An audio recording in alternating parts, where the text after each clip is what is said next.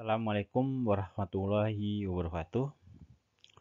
Pada kesempatan ini kita akan sama-sama belajar mengenai kehidupan politik dan ekonomi pemerintahan pada masa demokrasi liberal.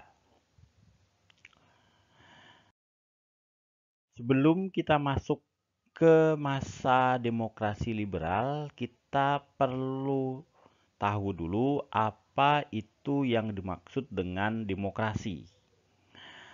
Demokrasi adalah suatu sistem pemerintahan dengan rakyat memegang kedaulatan tertinggi. Nah, dalam demokrasi ada yang disebut dengan demokrasi langsung. Jadi kita memilih pemimpinnya secara langsung. Kalau prakteknya seperti tahun 2019 kemarin, kita memilih secara langsung presiden dan wakil presiden. Nah, kemudian yang kedua ada demokrasi perwakilan. Jadi kita memilih wakil-wakil rakyat untuk duduk di parlemen. Nah, nanti mereka adalah sebagai representasi kita untuk membuat berbagai macam aturan seperti di DPR sekarang. Kita ketika pas pemilu 2019 kita selain memilih presiden, sebelumnya kita juga memilih anggota DPR, DPD, dan DPRD. Praktek demokrasi pertama kali diterapkan di Yunani kuno, khususnya di Polis Athena. Nah, praktek demokrasi ini menggunakan prinsip trias politika, di mana ada eksekutif sebagai pelaksana pemerintahan, legislatif, kemudian yudikatif. Nah, ini dilakukan sebagai checks and balance.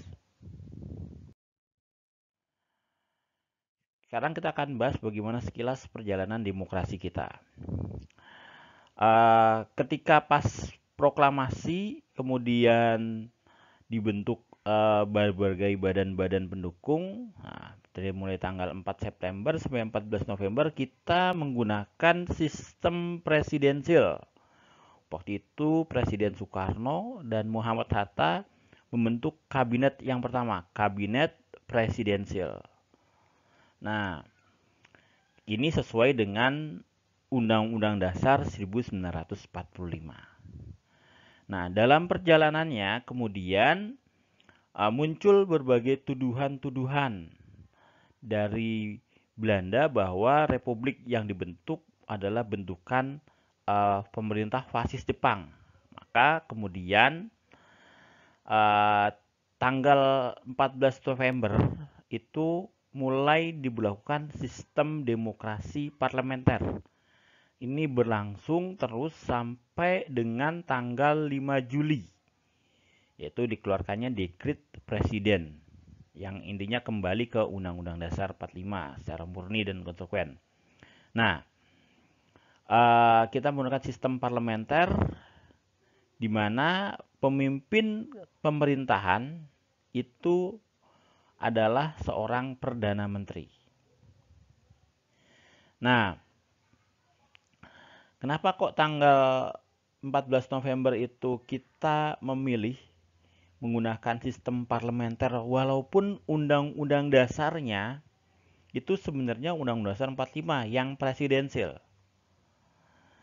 Nah, waktu itu dilakukan sebagai upaya untuk menarik simpati bangsa asing, khususnya negara-negara pemenang Perang Dunia Kedua.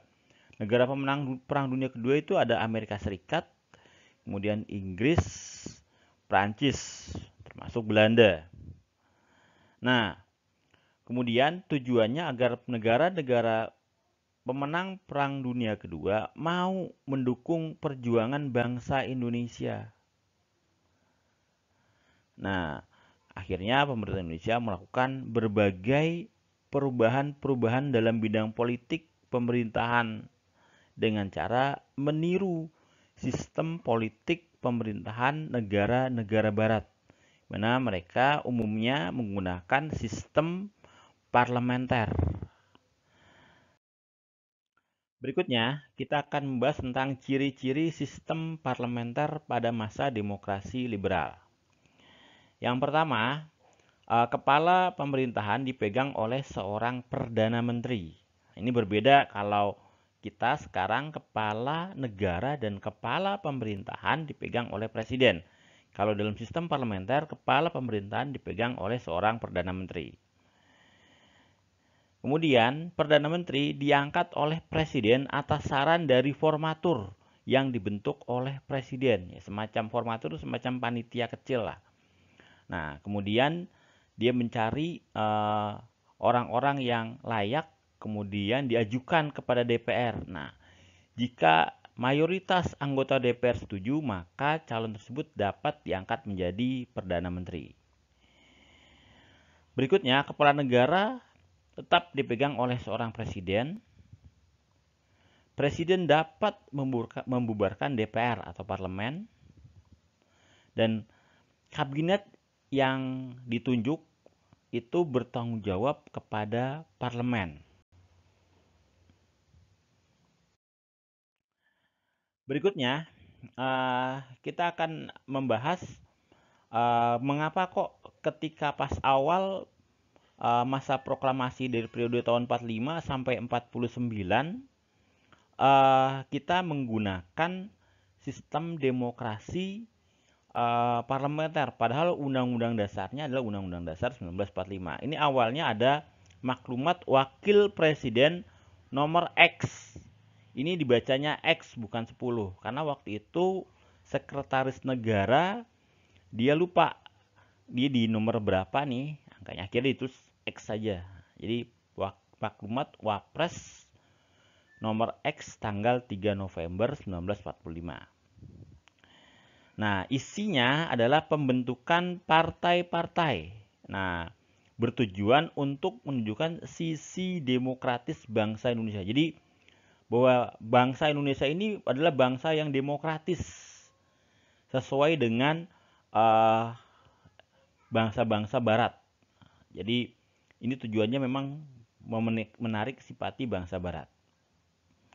Nah, ini beberapa partai-partai yang dibentuk. Ada PNI, Masyumi, PKI, Partai Buruh Indonesia, Partai Rakyat Jelata, Partai Kristen Indonesia, Partai Sosialis Indonesia, Partai Rakyat Sosialis, Partai Katolik, dan Partai Marhens.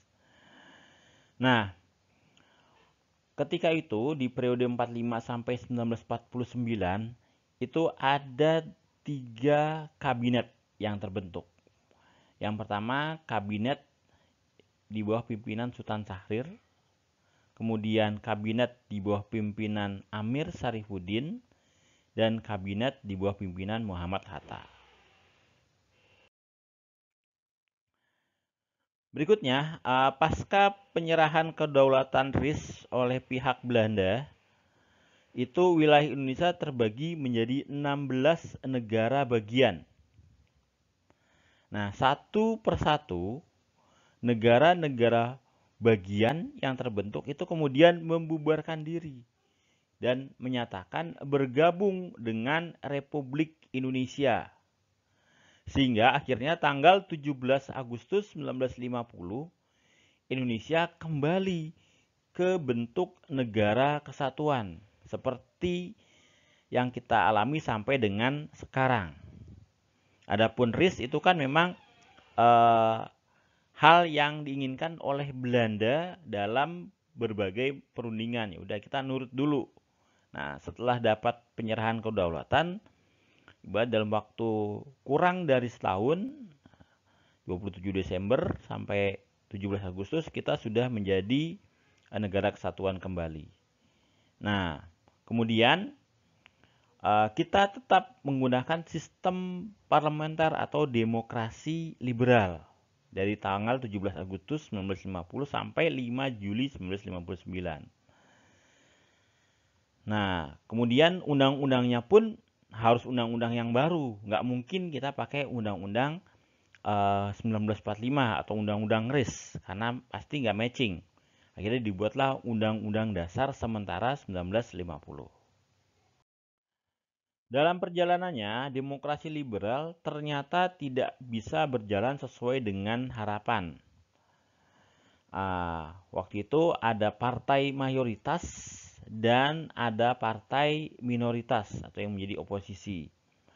Nah, jika kabinet mengalami kegagalan dalam menjalankan tugasnya, partai-partai baik yang mayoritas yang menjadi partai koalisi maupun partai minoritas yang menjadi oposisi itu bisa saja memberikan mosi tidak percaya terhadap kabinet itu. Akhirnya sering terjadi pergantian kabinet pada masa demokrasi liberal. Hal ini terbukti ada 7 kabinet dari periode 1950 sampai 1959. Berikutnya kita akan bahas bagaimana pelaksanaan demokrasi liberal. Nah, kabinet yang pertama kali terbentuk adalah Kabinet Natsir. Nah, beliau Kabinet Natsir. Nah, ini terbentuk dari 1950 bulan September sampai Maret 1951. Kabinet ini didukung oleh Partai Masyumi dan PSI. Program utama Kabinet Natsir yang pertama adalah berusaha menggiatkan usaha keamanan dan ketentraman negara, kemudian menyempurnakan susunan pemerintahan, yang ketiga menyempurnakan organisasi angkatan perang. Ini terkait dengan program RERA. Jadi program RERA kan masih berjalan yang dari zaman Hatta kemudian sampai Natsir ini masih berjalan. Kemudian pemulihan bekas anggota tentara dan gerilya dalam masyarakat. Nah, bagaimana orang-orang yang tidak bisa menjadi tentara itu bisa dikembalikan ke masyarakat, kemudian dia bisa mengabdi kepada masyarakat.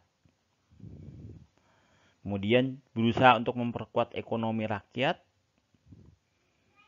kemudian meningkatkan pembangunan, perumahan, kesehatan, dan kecerdasan rakyat. Dan mempersiapkan penyelenggaraan pemilu. Dan yang terakhir adalah memperjuangkan masalah Irian Barat.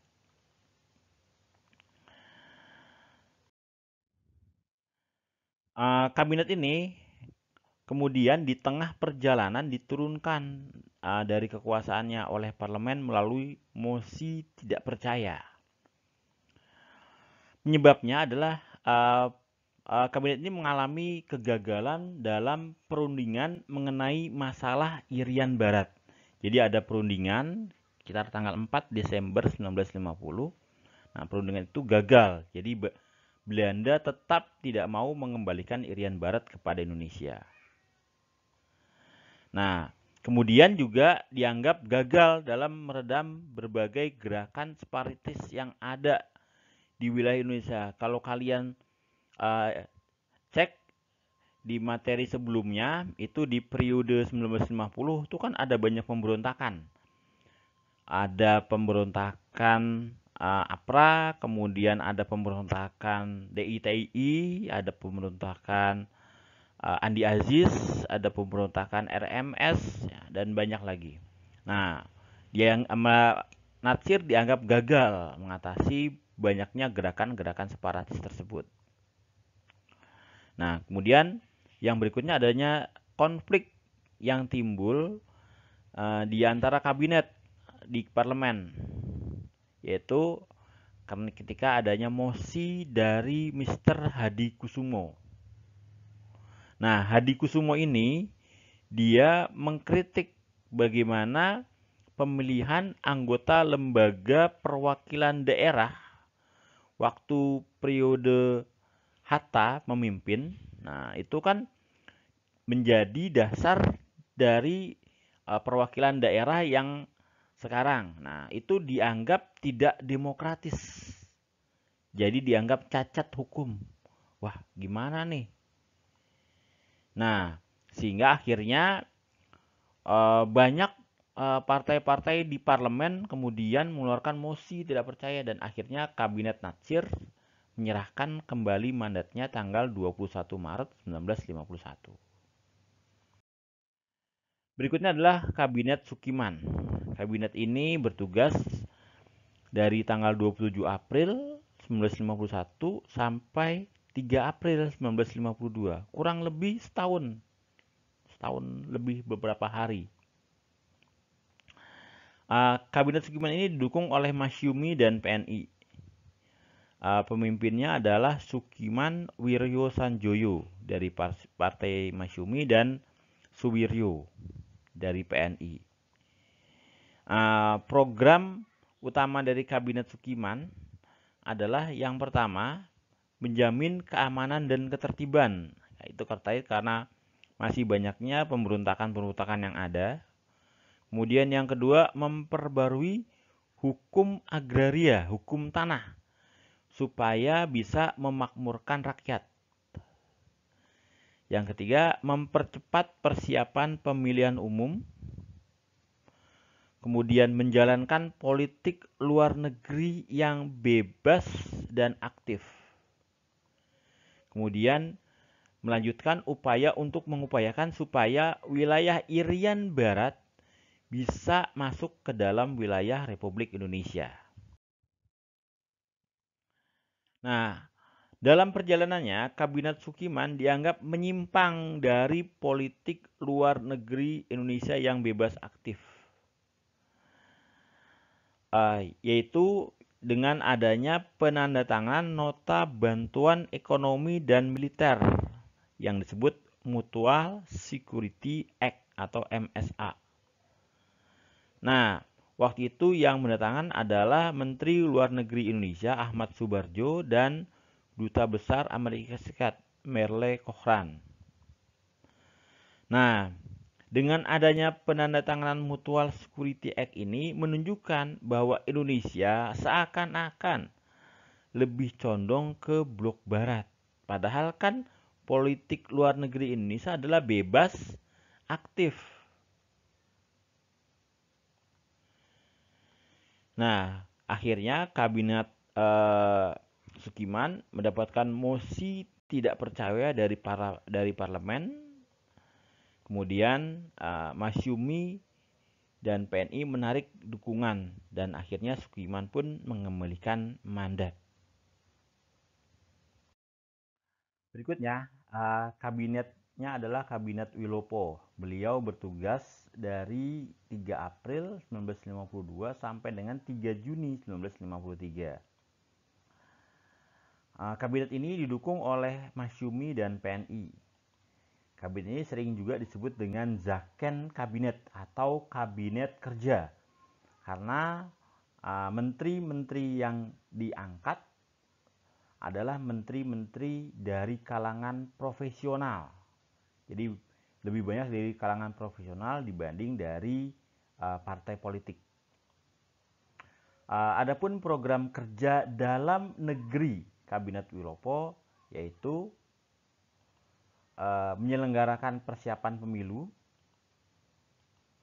menegakkan keamanan dan ketertiban. Waktu itu karena kan masih banyak pemberontakan-pemberontakan yang terjadi. Kemudian meningkatkan kemakmuran dan keuangan negara. Kemudian menata organisasi, perburuhan, dan perundang-undangan.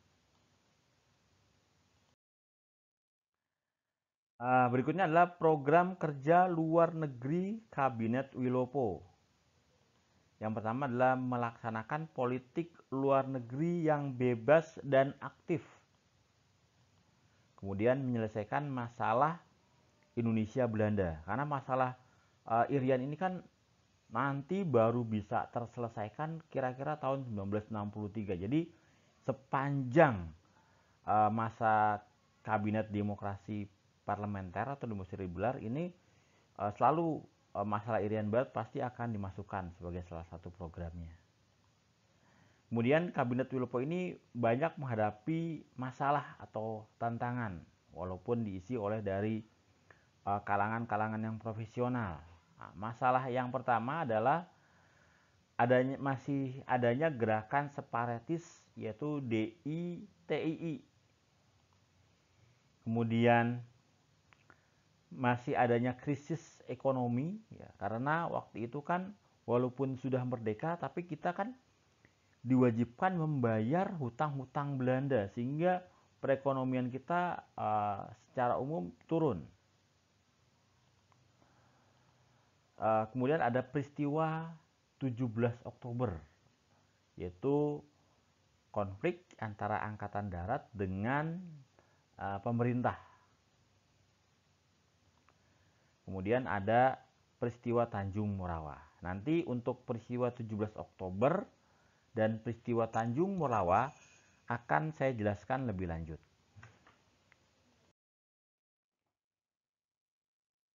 Pertama adalah peristiwa 17 Oktober 1952. Peristiwa ini adalah demonstrasi di luar Istana Merdeka, Istana Presiden. Kemudian yang menarik, di belakang para demonstran, ini adalah para demonstran ketika pas tanggal 17 Oktober. Nah, yang menarik adalah di belakang demonstran itu ada meriam-meriam. Jadi ada tentara dengan berbagai macam meriam-meriamnya yang moncongnya diarahkan ke istana. Nah, adapun meriam itu diyakini milik pasukan di bawah pimpinan Mayor Kemal Idris. Waktu itu beberapa pimpinan TNI AD seperti Jenderal TB Simatupang, Abdul Haris Nasution, dan beberapa panglima teritorium menghadap Presiden ketika tanggal 17 Oktober 1952. Tujuan mereka adalah menuntut Presiden supaya membubarkan parlemen. Kenapa? Karena menganggap bahwa parlemen, politisi-politisi yang ada di parlemen itu terlalu ikut campur tangan urusan internal TNI Angkatan Darat. Nah, Presiden Soekarno waktu itu menolak tuntutan para pimpinan TNI itu dengan alasan jika Presiden Soekarno membubarkan parlemen maka beliau akan dianggap sebagai diktator. Oke, ini tahun 1952. Nanti tahun 1960 pada masa demokrasi terpimpin Presiden Soekarno akhirnya membubarkan DPR nanti. Tapi kalau sekarang di tahun 1952 Presiden Soekarno menolak. Nah, akibatnya dari peristiwa 17 Oktober ini Presiden Soekarno kemudian menemui beberapa pimpinan TNI, kemudian akhirnya diajukan pergantian pimpinan TNI. KSAD, Kepala Staf Angkatan Darat dari Abdul Haris Nasution itu kemudian dicopot dan diganti dengan Kolonel Bambang Sugeng. Nah, Abdul Haris Nasution ini ketika dia tidak menjadi KSAD, beliau kemudian menulis buku tentang perang gerilya, taktik perang gerilya. Nanti buku ini menjadi pedoman beberapa negara termasuk Vietnam bagaimana untuk menghadapi negara yang lebih kuat. Berikutnya kita akan membahas tentang peristiwa Tanjung Morawa. Apa sih itu peristiwa Tanjung Morawa? Ini ada gambar tentang demonstrasi para petani di Tanjung Morawa. Peristiwa ini adalah sebenarnya persoalan tanah di Sumatera Timur, khususnya di daerah Deli. Dalam perjanjian KMB itu pengusaha-pengusaha asing dapat kembali mengelola lahan perkebunan mereka. Mungkin sebagai gambaran, Belanda itu kan menyerah kepada Jepang tahun 1942. Nah, Dari tahun 1942 sampai tahun 1952, kurang lebih 10 tahun, berarti kan perkebunan-perkebunan ini kan nganggur nih, nggak ada yang ngurusin nih. Nah, akhirnya lahan-lahan itu digarap oleh para petani pribumi. Jadi petani setempat, wah ini ada lahan nih, nganggur nih. Karena kan pengusaha-pengusaha asing kan ketika pas Jepang masuk kabur dia, pergi ke Australia. Akhirnya digarap sama petani-petani pribumi. Nah, karena dalam klausul KMB itu pengusaha asing dapat kembali mengelola lahan perkebunan mereka, maka otomatis para petani-petani pribumi itu harus diusir dari lahan yang sudah mereka garap kurang lebih 10 tahun. Nah, bisa dibayangkan sudah menggarap 10 tahun kemudian diusir. Nah, pasti kesel dong. Nah, PKI kemudian menghasut para petani. Udah, bertahan aja di perkebunan, jangan mau diusir. Nah, akhirnya kemudian terjadi bentrokan antara aparat dengan para petani. Nah, bentrokan ini kemudian menewaskan banyak petani pribumi. Nah, itu kemudian bentrokan antara petani pribumi dengan aparat terkait kisruh masalah lahan, itu kemudian disebut sebagai peristiwa Tanjung Morawa. Nah, kemudian akibat adanya peristiwa 17 Oktober dan peristiwa Tanjung Morawa, Kabinet Wilopo kehilangan dukungan dari parlemen. Wah, dianggap tidak becus. Nah, akhirnya Kabinet Wilopo mengundurkan diri setelah mendapatkan mosi tidak percaya dari Serikat Tani Indonesia dan juga dari parlemen. Nah, berikutnya adalah Kabinet Ali Sastro Amijoyo. Nah, yang pertama, kok ada yang pertama karena nanti akan ada Kabinet Ali Sastro Amijoyo yang kedua. Kabinet ini adalah koalisi antara PNI, NU, dan partai-partai kecil lainnya. Dikenal dengan sebutan Kabinet Ali Wongso karena pemimpinnya adalah Ali Sastro Amijoyo dan wakil Perdana Menterinya adalah Mr. Wongso Negoro. Adapun program kerja Kabinet Ali Sastro yang pertama adalah melanjutkan program kerja dari Kabinet Wilopo. Kemudian menyelenggarakan persiapan pemilu, meningkatkan keamanan dan kemakmuran, melaksanakan politik luar negeri bebas aktif, melakukan pembebasan terhadap Irian Barat,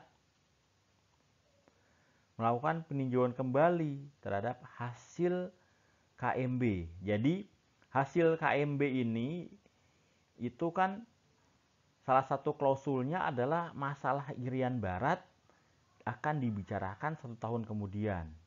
Ini udah tahun 1955, kok masalah Irian Barat ini nggak selesai-selesai. Nah, jadi ada upaya untuk membatalkan hasil KMB karena masalah Irian Barat yang tidak selesai. Kemudian juga penyelesaian pertikaian politik, ya khususnya yang tadi masalah konflik antara pemerintah dengan TNI Angkatan Darat. Nah, adapun keberhasilan Kabinet Ali Sastro Amijoyo yang pertama yaitu berhasil melaksanakan Konferensi Asia Afrika dari tanggal 18 sampai tanggal 24 April 1955. Nah, keberhasilan ini menunjukkan bagaimana upaya bangsa Indonesia dalam menyelenggarakan politik luar negeri yang bebas, aktif. Nah, sebelum konferensi Asia Afrika dilakukan, ada konferensi lain, konferensi persiapan. Yang pertama ada konferensi Kolombo dilakukan di Colombo, Sri Lanka. Waktu itu dihadiri oleh Perdana Menteri Alisastro Amijoyo dari Indonesia, kemudian Perdana Menteri UNU dari Bima, Perdana Menteri Muhammad Ali Bogra dari Pakistan, Perdana Menteri Pandit Jawaharlal Nehru, dan Perdana Menteri Sir John Kotelawala dari Sri Lanka. Kemudian setelah konferensi Colombo diadakan konferensi Bogor. Nah, dari konferensi Bogor ini disepakati akan mengadakan konferensi Asia Afrika di Bandung pada bulan April 1955. Kemudian menetapkan 5 negara sponsor. Ya, 5 negara sponsor siapa? Ya, negara-negara yang tadi ikut dalam konferensi Colombo. Ada Indonesia, India, Pakistan, Sri Lanka, Burma. Nah, itu adalah negara-negara sponsor. Kemudian juga menetapkan akan mengundang 25 negara di Asia dan Afrika. Jadi perwakilan-perwakilan dari Asia dan Afrika diundang untuk hadir dalam konferensi Asia Afrika. Konferensi Asia Afrika kemudian menghasilkan Dasasila Bandung. Dasasila Bandung berisi 10 prinsip dalam kehidupan berbangsa dan bernegara. Berikutnya kita akan membahas tentang hambatan-hambatan yang dialami oleh Kabinet Alisastro Amijoyo pertama. Hambatan pertama adalah terkait persoalan Irian Barat dan gerakan DITI yang memang belum selesai. Kemudian adanya peristiwa 27 Juni 1955. Apa sih peristiwa 27 Juni? Nah, peristiwa ini sebenarnya kelanjutan dari konflik antara pemerintah dengan TNI Angkatan Darat. Nah, waktu itu kan kalau di sebelumnya kan Abdul Haris Nasution itu kan dia dicopot dari jabatannya, kemudian diganti oleh Bambang Sugeng. Nah, Bambang Sugeng kemudian mengajukan permohonan untuk berhenti. Nah, kemudian Menteri Pertahanan dari Kabinet Alisastro ini mengajukan calon penggantinya, yaitu Kolonel Bambang Utoyo. Nah, yang jadi masalah, pencalonan Bambang Utoyo ini ternyata ditolak oleh Panglima Angkatan Darat karena dianggap tidak sesuai dengan mekanisme yang ada di Angkatan Darat. Nah, akibatnya saat pelantikan si Kolonel Bambang Utoyo menjadi Kepala Staf Angkatan Darat tanggal 27 Juni, itu gak ada pemimpin-pemimpin TNI yang hadir. Nah, bisa kebayang, pelantikan tapi gak ada pimpinan TNI yang hadir. Nah, akhirnya kemudian Kabinet Alisastro Amijoyo pun berakhir setelah NU menarik dukungannya. Oke, untuk pertemuan hari ini saya rasa cukup dulu sampai di sini. Silahkan jika ada yang belum jelas terkait materi boleh ditanyakan kepada saya. Assalamualaikum warahmatullahi wabarakatuh.